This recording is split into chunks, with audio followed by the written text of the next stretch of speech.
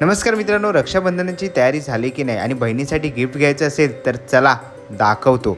आज मी आलेलो आहे वाशी सिडको एक्झिबिशन सेंटरमध्ये. इकडे पंडित पैठणींनी भव्य असं प्रदर्शन भरवलेलं आहे.